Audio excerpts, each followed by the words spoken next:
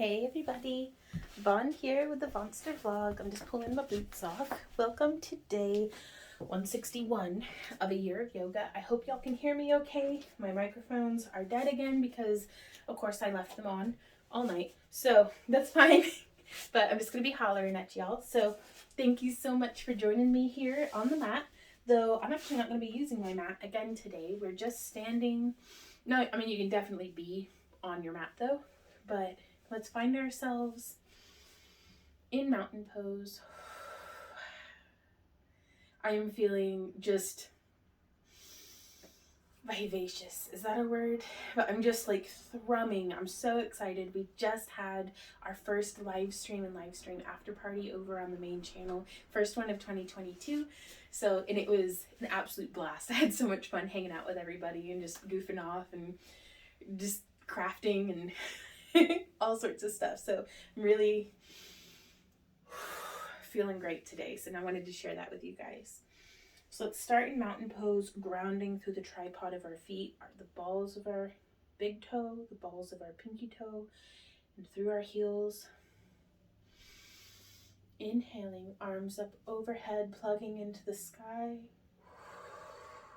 Exhale, hands in prayer pose in front of our heart. And let's spend a moment here connecting with our breath.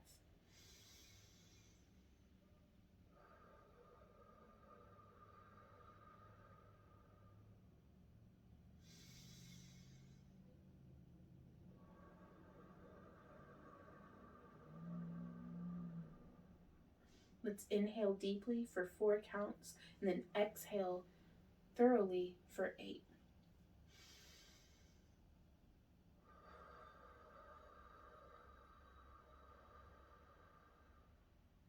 And try to maintain that breathing pattern or something similar to it throughout the rest of our yoga practice. So let's inhale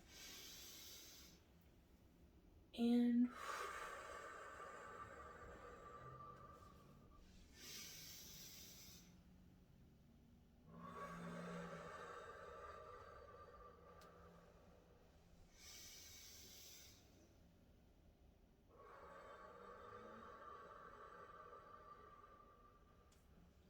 gotta take my earrings off. I love wearing dangly earrings, but they get pinned between my shoulders and my neck. So also my temple room is screaming for it needs tidied. They're like bad. So our next inhale, arms up. As we exhale, let's actually add a little bit of a back bend.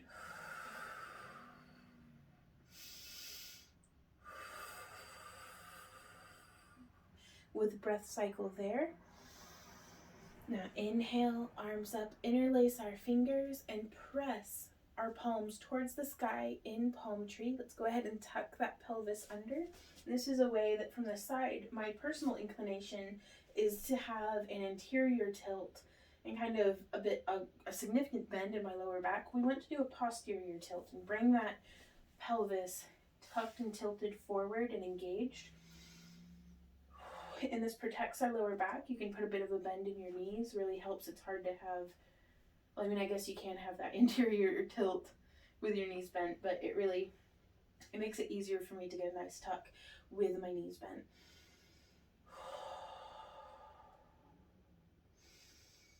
And while I'm doing this, I'm trying to rotate my palms as though my thumbs are just as close to the ceiling. The thumb side of my hands is just as close to the ceiling as the pinky side. So I'm getting a really nice stretch twist here in my forearms.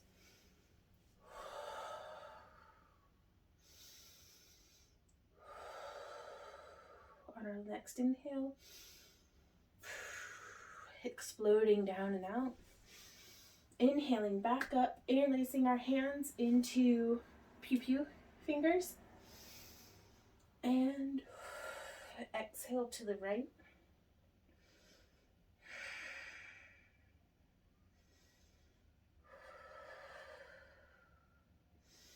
As we inhale, I come out of the stretch. As I exhale, I go a little deeper in.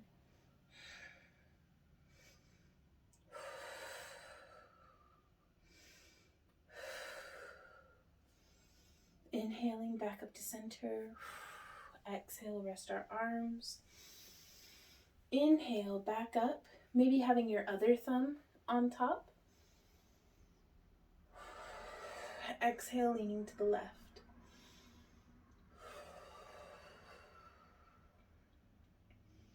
And we want to stay grounded equally through both of our feet. I have a tendency to ground harder on the foot that I'm leaning towards, but be sure to ground down to that right foot as well as we lean to the left.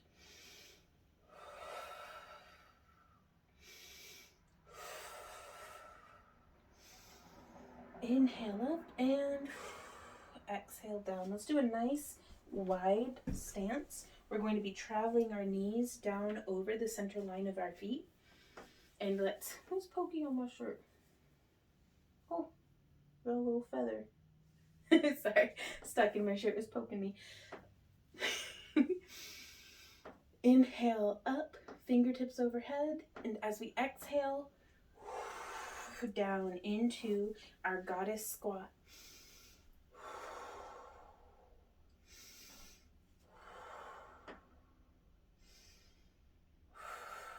Three breaths here, and on our next inhale, come up into a 5-pointed star. Have a very warrior 2 feeling with your arms, that you're growing and extending out of your feet into the ground, out of your arms into the walls, and out of your head into the sky.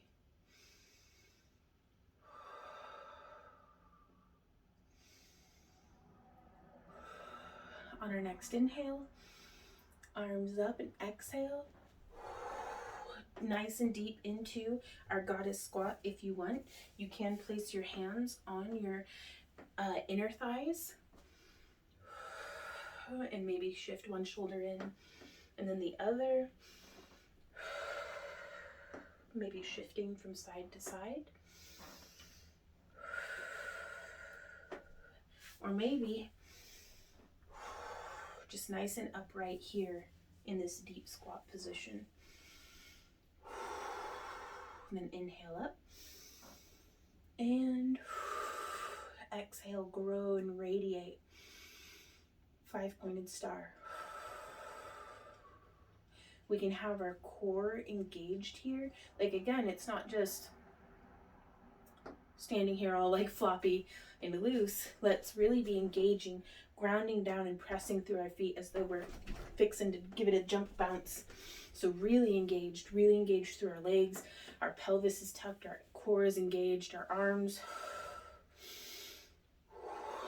really strong and stretching. You can almost visualize as though there's like a shelf or a bar or a countertop or something on either side of you, and you're pushing down to grow up while being pulled, growing out of the top of our heads. And as we inhale, expand around the entirety of our spine. I know that's not how lungs work, but that visualization can really help with getting a full body breath.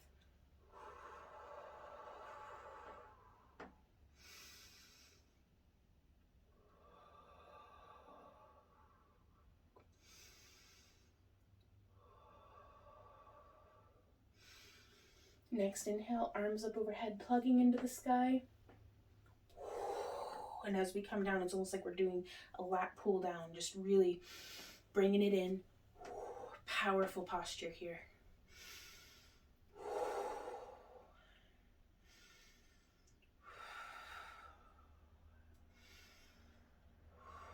And come back up, interlacing our fingers into pew-pew hands. And stretching the sides again. Inhale up to center, exhale to the left. One full breath cycle. Inhale to center, once more on each side.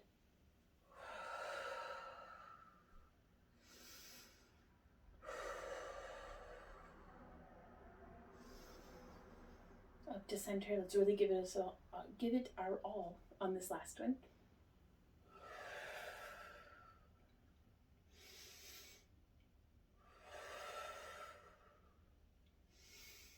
Back up to center. Let our arms rain down. And just stand here in mountain pose.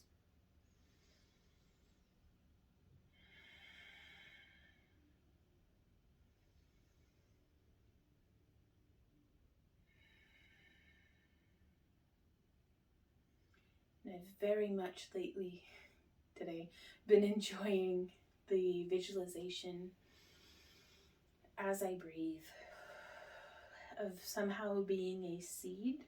Like just a little seed, like an almond shaped seed actually. What shape is your seed when you visualize yourself? Mine looks like an almond and a sunflower seed had like a weird love child. Well, I mean, I'd eat that, but it's got little yogi legs, like in lotus pose, just like floating on a beach, like floating like Avatar the Last Airbender style on a beach in my breath.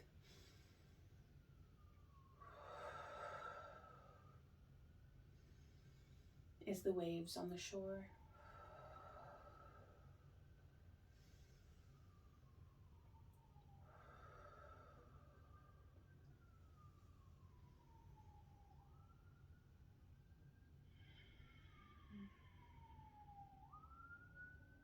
Sometimes just pairing our breath intentionally with ourselves, like just with our mind and just following the flow of that can be so calming. And so sometimes calming isn't just for when you're feeling negative. Like sometimes I get just as overstimulated by very positive things and very emotionally overloaded by good things, actually more often than I do bad things. Because when something rough or terrible or difficult is happening, I go into like survival problem solving mode because I'm used to dealing with crap like that. When it's something really good, I don't know how to process it. So I just sit there like a dog shaking. It's like, oh, I'm so happy until I like crash. So I'm not trying to rain on my own parades or anything, but it is important for me, I find, for myself, everybody's different. When I'm having a really good moment, that's just as important to breathe through as when I'm having a rough one. To, again, stay balanced and centered keeps me from spiking and crashing in either direction. So thank you guys so much for joining me here today. I really look forward to hearing from you in the comments. Hey Margie, hey Janine, hey Lola, hey everybody. And I will see y'all tomorrow. So until then, you guys, keep on keeping on. Mwah. Bye.